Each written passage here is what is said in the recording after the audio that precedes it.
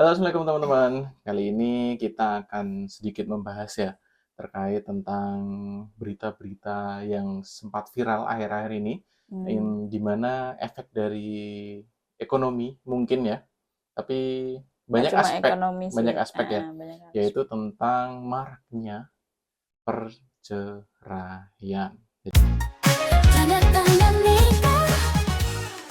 Jadi ini nih, apa sih sebenarnya faktor-faktor selain ekonomi ya? Karena kita melihat juga orang-orang kaya juga banyak yang bercerai gitu Iya kan. lagi. Iya kan? Kalau kemarin kasus kayak Tasya Tasya Farasya yang lagi Farasya. viral itu kan, yo secara Hmm. ekonomi kurang apa sih gitu kayak Cantik. sehari 1 juta pun lebih gitu loh.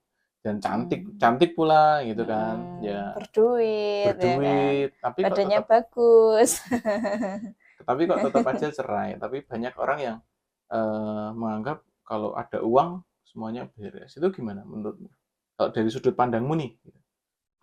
Ya menurutku ternyata dalam pernikahan itu nggak cuma uang ya. Hmm. Maksudnya kita kan butuh yang namanya ya nafkah itu memang penting dan nafkah itu perlu digarisbawahi, nafkah itu kewajibannya seorang laki-laki, seorang suami. Jadi meskipun perempuannya itu sudah mempunyai uang sendiri, punya apa penghasilan gitu ya, tapi tetap seorang suami itu di apa ya istilahnya kepemimpinannya itu Keuangannya. dipertanyakan ketika dia itu nggak bisa memberi nafkah atau bukan nggak bisa ya, nggak mau memberi nafkah dengan dalil Kurang effort. kurang gentle gitu loh sebagai cewek, cowok tuh kurang gitu loh, kurang strong gitu kepemimpinannya kalau dia itu nggak mau memberi nafkah karena kan ada yang dia itu mampu tapi dia nggak mau, ada yang memang dia itu nggak mampu gitu. Nah kalau nggak mampu ini kan sebenarnya permasalahan yang sistemik, bukan karena si laki-lakinya yang nggak mau, tapi ada memang juga loh laki-laki yang memang males.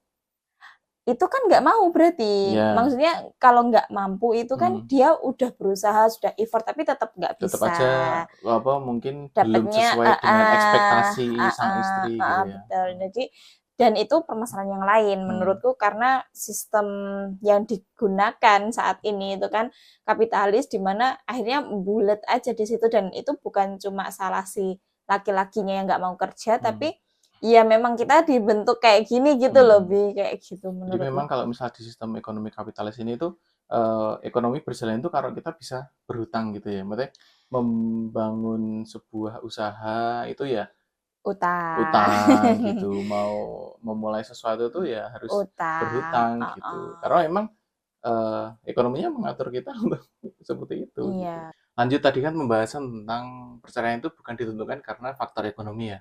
Terus apa yang lain gitu kalau misal bukan karena ekonomi?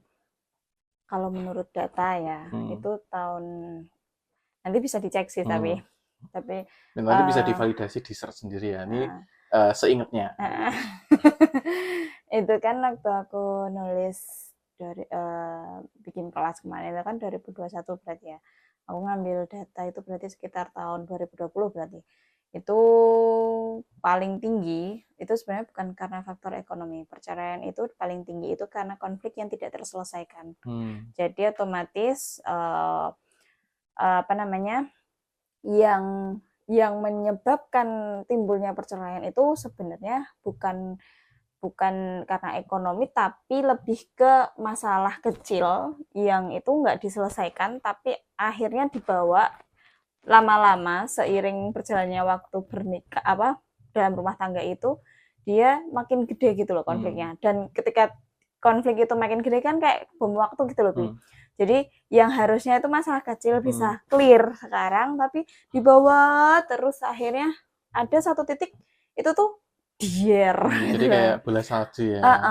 Jadi itu bergulir permasalahan terus. akumulatif yang tidak segera diselesaikan dari awal, akhirnya menumpuk. Ketika ada masalah baru, membawa masalah yang kemarin, terus akhirnya menggulung, akhirnya sampai di titik dimana ya udah kita kayak nggak ada jalan temu lagi karena masalahnya udah menggunung gitu kan. Iya, Berarti udah betul. memborgol kita itu untuk bersama lagi kayaknya udah susah gitu ya. Seolah-olah nggak ada jalan keluar, padahal sebenarnya kalau mau diuraikan satu-satu bisa gitu. Cuma kan kadang orang itu manusiawi ya, Bia, ketika kita memiliki sesuatu yang nggak enak, nggak nyaman, itu kan untuk menguraikannya kan otomatis memanggil rasa itu lagi kan, rasa nggak nyaman itu. Orang tuh kadang udah capek gitu loh. Takut disalahkan, Iya gitu, takut kayak untuk mengakui kesalahannya itu kayak gitu. apa ya, kayak ngerasa kok cuma aku yang berjuang. Kadang kata-kata yang kayak gitu loh yang akhirnya membuat pernikahan ini tuh nggak imbang gitu. Walaupun memang ada kasus-kasus pernikahan yang memang nyata-nyatanya memang yang berjuang salah satu orang, kayak punyanya Dilan itu kan, dia Safno itu kan berjuang sendiri gitu Dilan kan. Safno kok beda ya? Kok beda referensinya? Dilan Safno.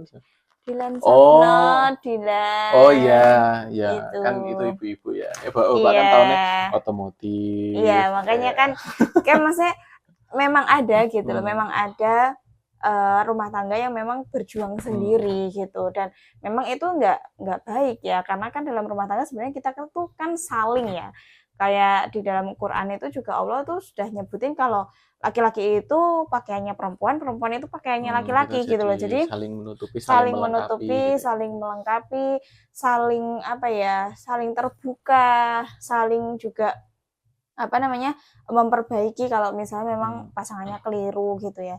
Jadi ya itu.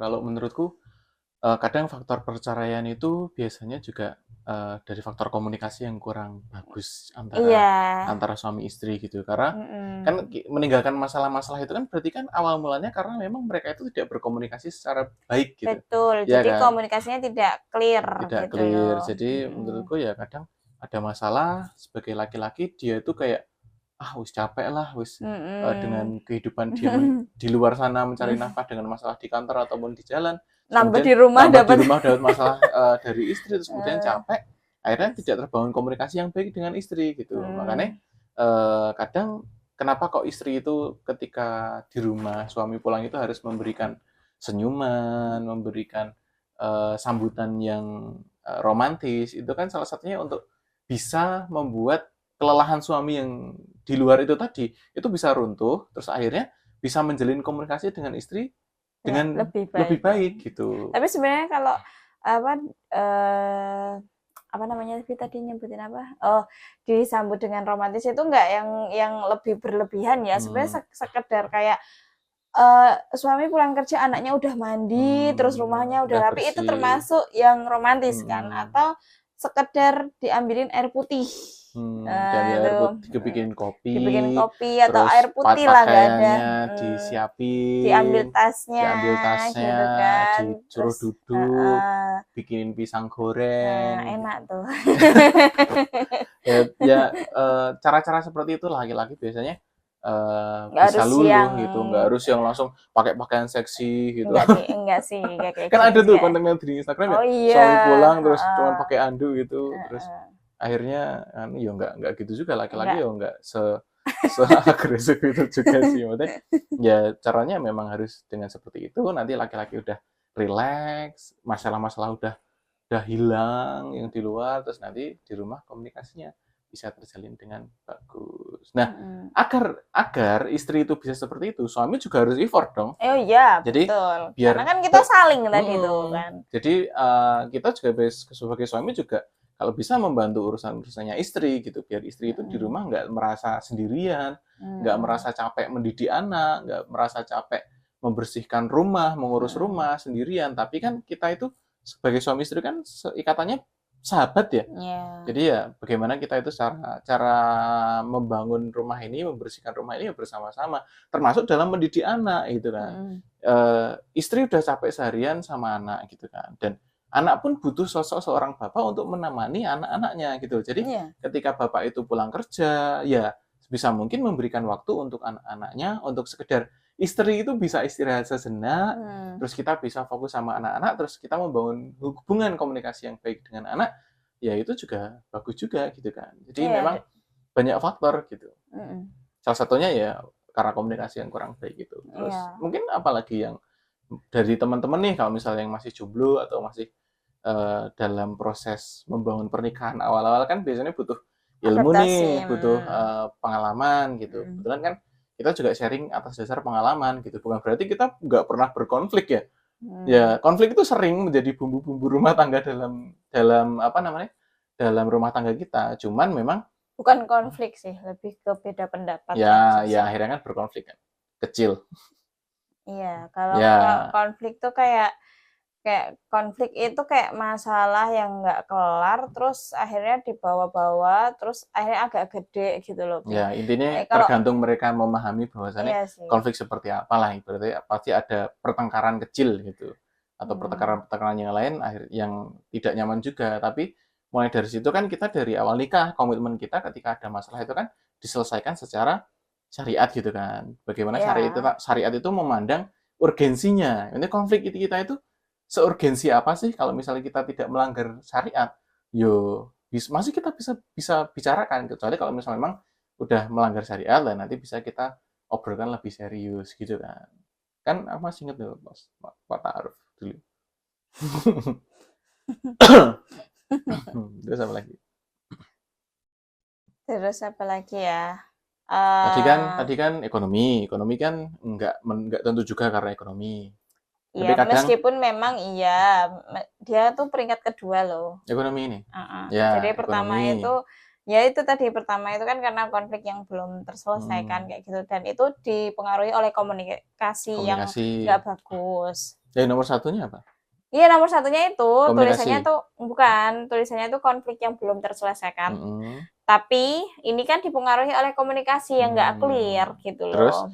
akhirnya ke ekonomi. Terus Ekonomi. setelah ekonomi? Setelah ekonomi itu biasanya datangnya pihak ketiga atau campur tangan pihak ketiga. Jadi nggak harus selalu selingkuh ya, tapi kayak misalnya intervensi dari mertua, ipar, kayak gitu-gitu. Atau tetangga gitu kan ya. Yang Nah, ngompor-ngompori salah satu. jadinya akhirnya nggak nyaman gitu loh. Dan harusnya memang dalam rumah tangga itu kan kita itu kan berada dalam sebuah kapal ya, di mana nahkodanya itu suami, istri sebagai ABK gitu kan ya di situ. Nah, Bukan sebagai penumpang loh ya. bukan. ABK lah ya yang membantu nahkoda gitu loh. Jadi tetap ada sumbangsihnya. iya. Jadi nggak apa ya, duduk santai gitu, Duduk santai, enggak. menikmati badai gitu. Tapi ya ikut membantu ketika ada badai tetap baik, gulung layar. Kayak gitu. Terus bantu nurunin jangkar gitu ya. Gitulah. Nah, jadi ketika ketika ada intervensi dari orang lain, even itu orang tua kita sendiri atau mertua kita, ya harusnya si suami ini dengan sifat qawamnya dia punya pendirian, punya prinsip gitu loh. Akan kuarahkan kemana? Rumah tanggaku. Iya, gitu. Ini jadi, kapalku ya kendalinya di aku gitu iya, kan. Meskipun betul. ada intervensi dari luar gitu. Dan suami pun juga menyampaikan itu ya bilangnya dengan bahasa yang bagus. Maksudnya oke, boleh memberikan masukan, tapi keputusan tetap ada di tangan suami. Oke. Jadi kurang lebih seperti itu ya guys ya. Kenapa sih banyak percayaan di luar sana itu salah satunya mungkin dari ketiga hal tersebut. Jadi berhubung karena ini udah malam dan ini kayaknya anak udah nangis juga. Jadi kita sambung di video selanjutnya. Jangan lupa like, subscribe, dan share video ini, komen juga di bawah biar nanti kita bisa banyak sharing lagi ya tentang diskusi tentang pernikahan atau mungkin tentang pranikah. Gitu. Terima kasih. Terima kasih. Assalamualaikum warahmatullahi wabarakatuh.